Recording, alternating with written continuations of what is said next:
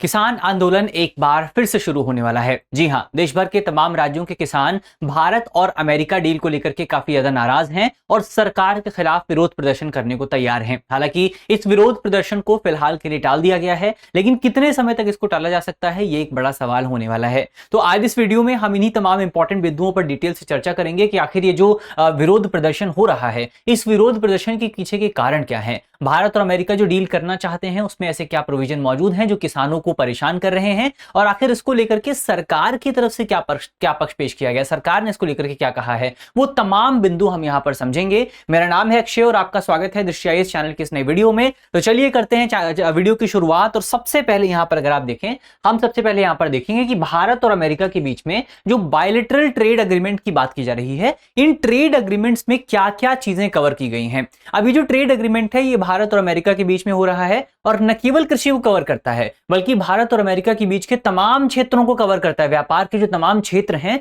उन सबको यहां पर कवर किया गया है। जैसे एग्जांपल के तौर पर सबसे पहले आपका मैन्युफैक्चरिंग सेक्टर को कवर किया गया है, विनिर्माण क्षेत्र को इसमें कवर किया गया है, जहां पर द्विपक्षीय व्यापार और निवेश को बढ़ावा देने की बात की गई है कि दोनों देश जो हैं वो एक दूसरे के क्षेत्र में और ज्यादा इन्वेस्टमेंट करेंगे और विनिर्माण को, मैन्युफैक्चरिंग को बढ़ावा दिया जाएगा। इसके अलावा इस पूरे समझौते में डिजिटल व्यापार को बढ़ावा देने के लिए आपका जो तकनीकी बाजार है वहां तक पहुंच प्रदान करने के लिए और ज्यादा अवसरों पर बात की गई है कि कैसे भारत और अमेरिका मिलकर के अपने डिजिटल व्यापार को, अपना जो डिजिटल इकोसिस्टम है उसको मजबूत कर सकते हैं, उस पर भी यहां पर बातचीत हुई है। इसके अलावा इस पूरे समझौते में ई कॉमर्स को मजबूत करने के लिए, ई कॉमर्स नियमों को इंप्लीमेंट करने के लिए भी यहां पर बातचीत आपको देखने को मिली है। फिर सर्विस सेक्टर को लेकर के, सेवा क्षेत्र को लेकर के दोनों देशों के बीच में जो बाधाएं मौजूद हैं उन बाधाओं को दूर करने को लेकर के बात हुई है। और अंततः इस पूरे बायलैटरल ट्रेड एग्रीमेंट में कृषि को लेकर भी जो है आपका सबसे ज्यादा डिस्कशन देखने को मिला है। और यही जो कृषि का टॉपिक है ये दोनों देशों के बीच में विवाद का सबसे बड़ा विषय बना हुआ है।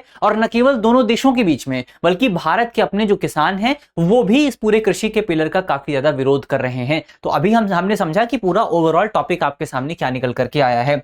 अब यहां पर हम देखें, आगे बढ़ने से पहले आपके लिए एक इंपॉर्टेंट सूचना है। इस पूरे टॉपिक पर हम डिटेल से बात करेंगे, उससे पहले आपके लिए एक इंपॉर्टेंट सूचना यह है कि आज यानी कि 22 जुलाई को हम आपके लिए एक बहुत अच्छा ऑफर लेकर के आए हैं। इस ऑफर का आखिरी दिन है, हमारी न्यू सेशन सेल चल रही है जहां पर हमारे जितने भी कोर्सेज हैं, चाहे आपके यूपीएससी के कोर्सेज हों, चाहे आपके एसएससी के कोर्सेज हों, चाहे पीसीएस के कोर्सेज हों, चाहे आपके टीचिंग एग्जाम के कोर्सेज हों, चाहे आपके सीयूईटी के कोर्सेज हों, जुडिशरी के कोर्सेज हों, सभी कोर्सेज पर आपको, सभी ऑनलाइन कोर्सेज पर आपको 50% का डिस्काउंट मिलने वाला है। तो सभी ऑनलाइन कोर्सेज पर आपको 50% का डिस्काउंट मिलेगा। अगर आपको ये कोर्स ज्वाइन करना है तो वीडियो के डिस्क्रिप्शन में आपको लिंक मिलेगा, वहां पर क्लिक करके आप कोर्स को ज्वाइन कर सकते हैं, या आप हमारे नंबर पे भी इस पूरे ऑफर के बारे में ज्यादा जानकारी प्राप्त कर सकते हैं। नंबर आप नोट कर लीजिए 87501 इस नंबर पर आपको इस पूरे ऑफर के बारे में, जो 50% काउंट प्राइस पर आपको सारे कोर्स मिलने वाले हैं, उनके बारे में आपको जानकारी मिल जाएगी। चलिए हम यहां से बढ़ते हैं आगे और बात करते हैं। सबसे पहले जो कृषि क्षेत्र पर ज्यादा बातचीत हो रही है, जो कृषि क्षेत्र पर विवाद हो रहा है,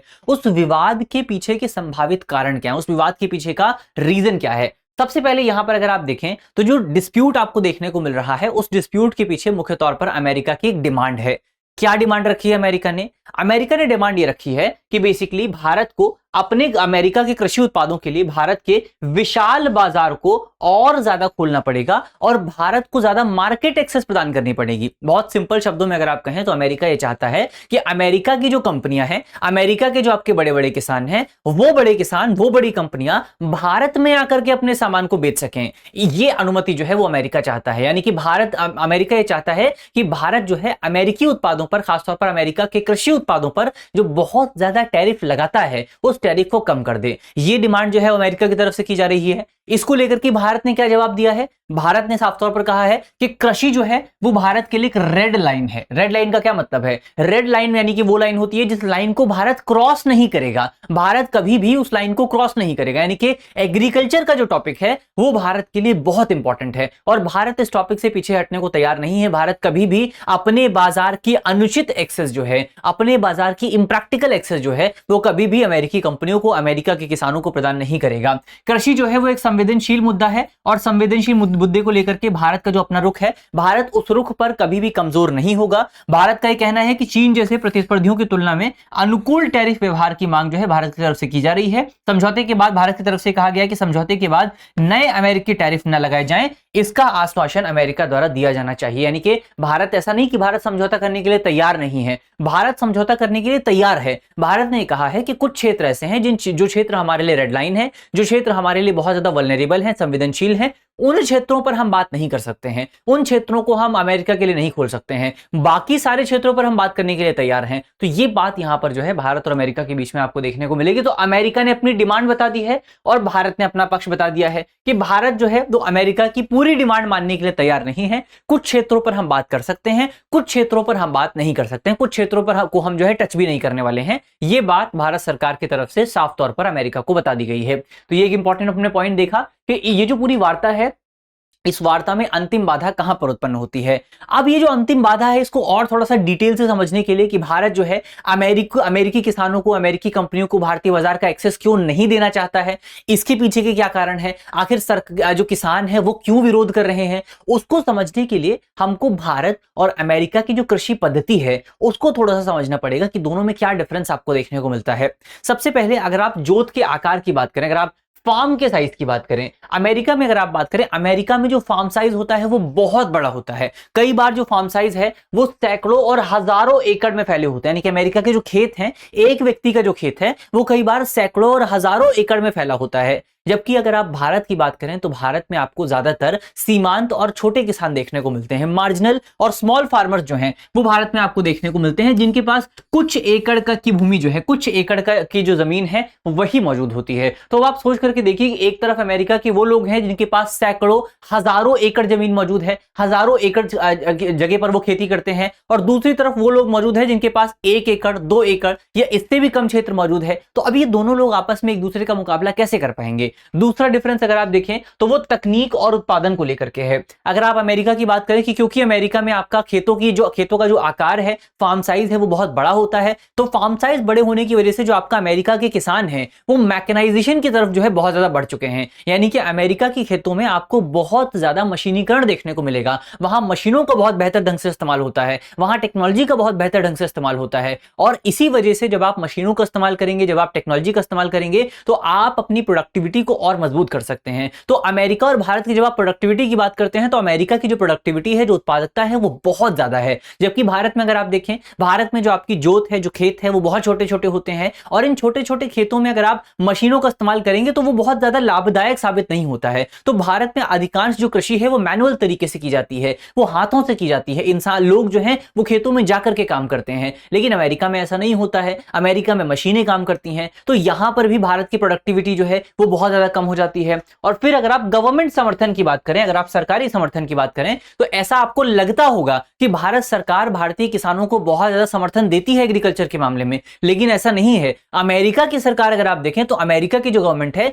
वो अपने किसानों को बहुत ज्यादा सहायता देती है, बहुत ज्यादा सब्सिडी देती है। जबकि भारत के अगर आप कंपेयर करें तो वैल्यू के मामले में ये काफी ज्यादा कम है। भारत की जो अपनी सब्सिडी है वो वैल्यू के मामले में अमेरिका की तुलना में बहुत ज्यादा कम है। तो ओवरऑल अगर आप यहां पर देखें, हर एक पैरामीटर पर, हर एक पैरामीटर, चाहे वो आपका फार्म साइज हो, चाहे वो आपका मैकेनाइजेशन हो, चाहे वो प्रोडक्टिविटी हो, चाहे वो गवर्नमेंट सपोर्ट की बात हो, हर एक पैरामीटर पर अमेरिका के जो किसान हैं वो किसान आपको ज्यादा बेहतर नजर आएंगे, वो किसान आपको ज्यादा बेहतर स्थिति में नजर आएंगे। और यही अमेरिका के किसान जो हैं, ये किसान अपने यूनियंस बना करके कंपनियों को जो है अपना सामान बेचते हैं, और वही कंपनियां भारतीय बाजार का एक्सेस चाहती हैं। इसीलिए जो हमारे किसान है, इसीलिए हमारे किसान जो है उनको ये लग रहा है कि अगर भारत सरकार अपनी मार्केट का एक्सेस जो है अमेरिका की कंपनियों को या अमेरिका के किसानों को प्रदान कर देती है तो इसकी वजह से भारतीय किसानों को नुकसान हो सकता है। तो ये एक इंपॉर्टेंट पॉइंट आपको याद रखना है। अब सवाल ये उठता है कि नुकसान कैसे हो सकता है। अगर मान लीजिए कल को भारत जो है ये एक्सेस प्रदान भी कर देता है, भारत कहता है कि अब जो अमेरिका के किसान उगाएंगे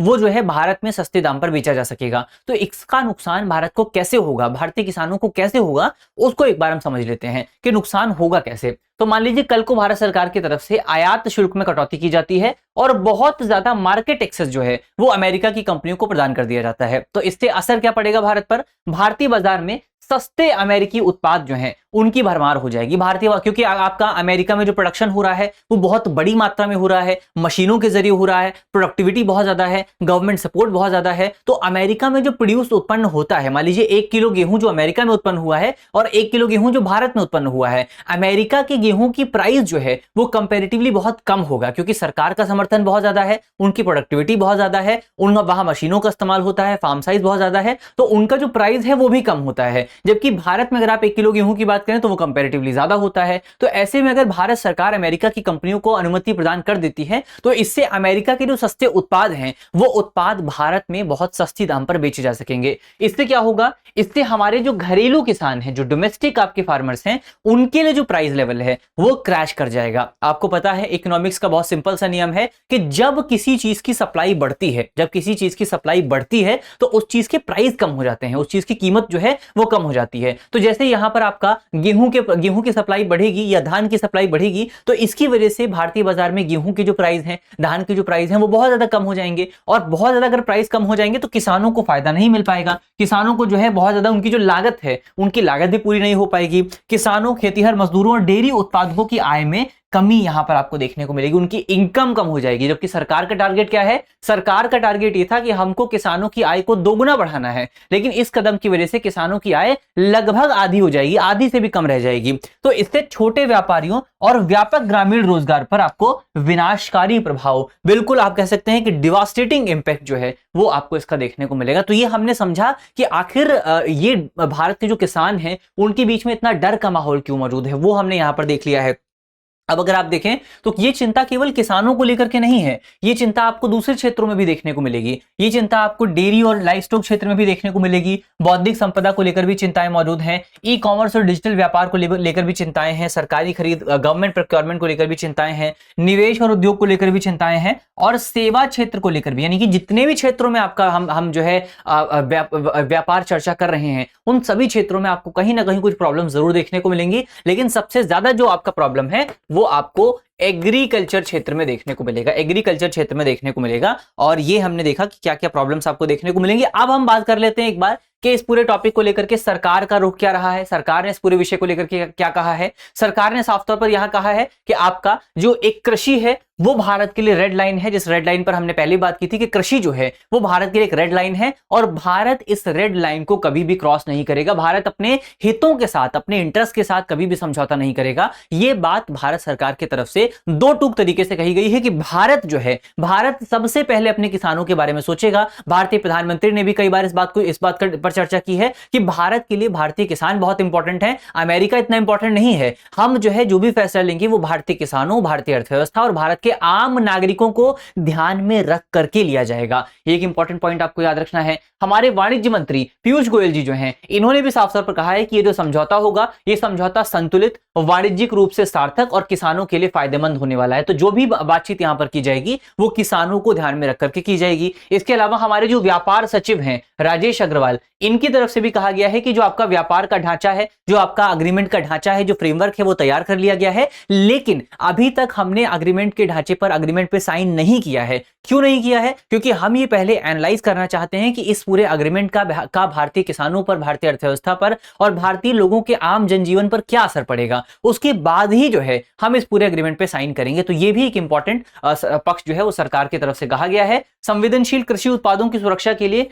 उचित सुरक्षा उपाय, सेफगार्ड जो हैं वो सरकार की तरफ से समझौते में शामिल किए जाएंगे। तो सरकार, आप कह सकते हैं कि लगातार भारतीय किसानों को यह आश्वासन दे रही है कि आपको चिंता करने की जरूरत नहीं है, आपको परेशान होने की जरूरत नहीं है। जो भी समझौता हम यहां पर करेंगे वो समझौता किसानों के हित को, अर्थव्यवस्था के हित को और आम जनमानस के हित को साधने के लिए किया जाएगा, उनके हितों को ध्यान में रख करके किया जाएगा। तो ये एक इंपॉर्टेंट पॉइंट हमने देखा। लेकिन यहां पर किसानों की क्या डिमांड है, किसानों की मांग अगर आप देखें, किसानों की तरफ से कहा जा रहा है कि विदेशी प्रतिस्पर्धा के सामने भारतीय बाजार को उजागर करने वाली कोई भी रियायत देने की बिल्कुल भी जरूरत नहीं है। किसानों की तरफ से साफ तौर पर कहा गया है कि ऐसी कोई भी छूट, ऐसा कोई भी फैसला यहां पर आपको नहीं करना है जिस फैसले की वजह से भारतीय किसानों को अमेरिका के किसानों से कंपीट करना पड़े, प्रतिस्पर्धा करनी पड़े, क्योंकि यह प्रतिस्पर्धा अनुचित होने वाली है। अमेरिका के किसान जो हैं वो पहले ही बहुत समृद्ध हैं, उनके पास खेतों का आकार बहुत ज्यादा है, उनके पास मशीनें हैं, उनके पास प्रोडक्टिविटी है, उनके पास सरकार की सहायता मौजूद है। तो इसीलिए ऐसी कोई भी सिचुएशन पैदा ना होने दी जाए जिस सिचुएशन में भारतीय किसानों को अमेरिका के किसानों से कंपीट करना पड़े। तो एक तो ये बात यहां पर कही गई है। दूसरा ये कहा गया है कि व्यापार वार्ता में अधिक पारदर्शिता लाई जाए और दस्तावेजों को सार्वजनिक किया जाए, यानी कि जो भी डॉक्यूमेंट हम यहां पर साइन करने वाले हैं उस डॉक्यूमेंट को सरकार को पब्लिक करना चाहिए, ताकि आम लोग, आम जनमानस जो है, किसान जो है, वो उस डॉक्यूमेंट को पढ़ सके और उस डॉक्यूमेंट में देख सके कि क्या कोई ऐसी चीज है जो कि भारतीय किसानों के लिए नुकसानदायक हो सकती है। तो डॉक्यूमेंट को पब्लिक करने की बात की जा रही है। फिर यह भी कहा जा रहा है कि आपका किसानों, पशुपालकों और जो भी पर आपके प्रभावित हितधारक हैं, जो भी आपके स्टेक होल्डर्स हैं, उन सभी स्टेक होल्डर के साथ बातचीत करनी बहुत इंपॉर्टेंट है, उनके साथ पूर्व परामर्श करना बहुत इंपॉर्टेंट है। और यदि किसानों के हित को खतरा होता है तो प्रस्तावित व्यापार समझौते को पूरी तरीके से रद्द किया जाए, पूरी तरीके से उसको समाप्त किया जाए, उसमें कोई भी कंसेशन अमेरिका को देने की जरूरत नहीं है। तो ये बात आपका किसानों की तरफ से ये डिमांडें यहां पर, ये मांग यहां पर की जा रही है। तो ये हमने देख लिया सरकार, किसानों की डिमांड क्या है वो भी हमने देख लिया है। अब अंत में आपके लिए एक करंट अफेयर का सवाल है जिसका जवाब आपको कमेंट बॉक्स में देना है। सवाल में आपसे पूछा गया है कि अमेरिकी कृषि वह कौन सी विशेषता है जो उसे भारतीय कृषि से अलग बनाती है। हमारे ऑप्शन है, ऑप्शन ए, अमेरिकी कृषि मुख्य रूप से छोटे और सीमांत किसानों द्वारा की जाती है। ऑप्शन बी, अमेरिकी कृषि में सरकारी सहायता और सब्सिडी का पूर्ण अभाव है। ऑप्शन सी, अमेरिकी कृषि में बड़े व्यावसायिक फार्म, उच्च स्तर का मशीनीकरण और महत्वपूर्ण सरकारी सब्सिडी शामिल है। ऑप्शन डी, भारतीय कृषि में अमेरिका की तुलना में बहुत अधिक वित्तीय सहायता प्राप्त होती है। तो इसका सही जवाब क्या होगा? अमेरिका की जो एग्रीकल्चरल मेथोडोलॉजी है उसके क्या फीचर्स हैं, अमेरिका का जो एग्रीकल्चर लैंडस्केप है उसकी क्या विशेषताएं हैं, वो आपको जल्दी से कमेंट बॉक्स में बताना है। तो इसका सही जवाब क्या होगा आप कमेंट बॉक्स में जल्दी से बताएंगे। मुझे उम्मीद है कि इस वीडियो में हमने जितने भी इंपॉर्टेंट टॉपिक डिस्कस किए हैं वो टॉपिक आपको समझ में आए होंगे। अगर आपको वीडियो अच्छी लगी है तो वीडियो को लाइक कीजिएगा, वीडियो को शेयर कीजिएगा अपने दोस्तों के साथ, अपने साथियों के साथ। और अगर आप हमारे चैनल पर नए हैं तो चैनल को सब्सक्राइब करना बिल्कुल मत भूलिएगा। मिलते हैं आपसे अगली वीडियो में, तब तक के लिए अपना ख्याल रखिए, ध्यान रखिए, पढ़ते रहिए। धन्यवाद। अब एग्जाम की तैयारी को और बेहतर करने के लिए हमारे चैनल को लाइक, शेयर और सब्सक्राइब करना ना भूलें।